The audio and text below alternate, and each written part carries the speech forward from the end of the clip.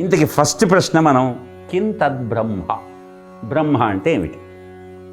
బ్రహ్మ అనగానే చతుర్ముఖ బ్రహ్మ, 4 వేదాలకి సంకేతంగా ఓ చిత్రకారుడు గీసిన చిత్రం అది. 4 వేదాలు 4 ముఖాలుగా చెప్పాడు.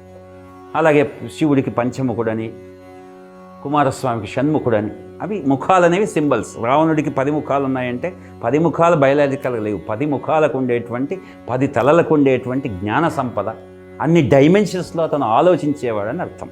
సో ఇక్కడ చతుర్ముఖ బ్రహ్మ 4 వేదాలకు సంకేతం అయితే, ఇక్కడ బ్రహ్మ అంటే చతుర్ముఖ బ్రహ్మ కాదు. బ్రహ్మ అంటే సర్వే సర్వత్రా వ్యాపించి ఉన్నటువంటి చైతన్యము.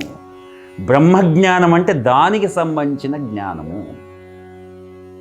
కాబట్టి కిం తద్బ్రహ్మ, ఇక్కడ కృష్ణుడు ఏం చెప్తున్నాడు? ఆ కృష్ణుడి మాటలు చెప్తాం. ఆయన ఏమన్నాడు? అక్షరం బ్రహ్మ పరమం అన్నాడు. సమాధానంలో 3వ శ్లోకంలో దానికి సమాధానం ఏం చెప్తాడు? అక్షరం పరమం బ్రహ్మ పరమం అన్నాడు. పరమం చాలా విచిత్రమైన మాట. పరమం అంటే సుపీరియర్. దేనికంటే సుపీరియర్? నువ్వు ఏది చెప్తే దానికంటే సుపీరియర్.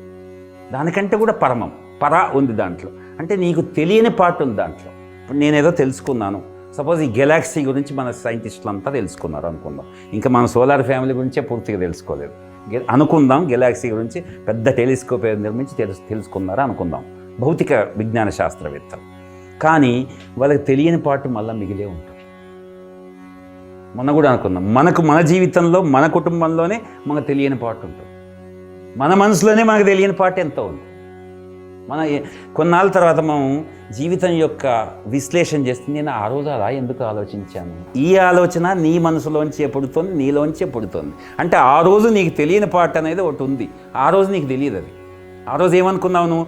అన్నీ నాకు తెలుసును, తెలిసిన వాళ్ళని అడిగాను, ఇది చాలా సముచితమైన నిర్ణయము, ఇది పక్కా పర్ఫెక్ట్, దీనికి పర్ఫెక్ట్ రిజల్ట్స్ ఉంటాయి, నేనేం పిచ్చివాడినా, నేను చాలా విశ్లేషణ చేశాను, ఎనాలిసిస్ చేశాను, తెలిసిన వాళ్ళని అడిగాను అనుకున్నావు. కానీ 10 ఏళ్ల తర్వాత అదో పొరపాటు అని తెలిసింది. జ్యోతిష్ శాస్త్రజ్ఞుడి దగ్గరికి వెళ్తే ఆయన గ్రహపాటు అన్నాడు. దానికి పేరేదో వేరే పేరు పెట్టాడు.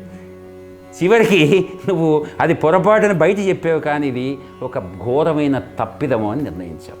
అంటే తప్పిదమైన నిర్ణయిస్తున్న నీ ఆలోచన, ఆ రోజు నిర్ణయం కరెక్ట్ అయిన ఆలోచన రెండు ఒకటే, రెండు విభేదిస్తున్నాయి. అంటే నీ మనసులోనే, మన మనసులోనే మనకు తెలియని విషయం ఎంత ఉంది. కాబట్టి పరమం, పరంగా ఉండేది అంటే నీకు అందకుండా ఉండేది ఎప్పుడు ఈ ప్రపంచంలో ఉండేది బ్రహ్మము.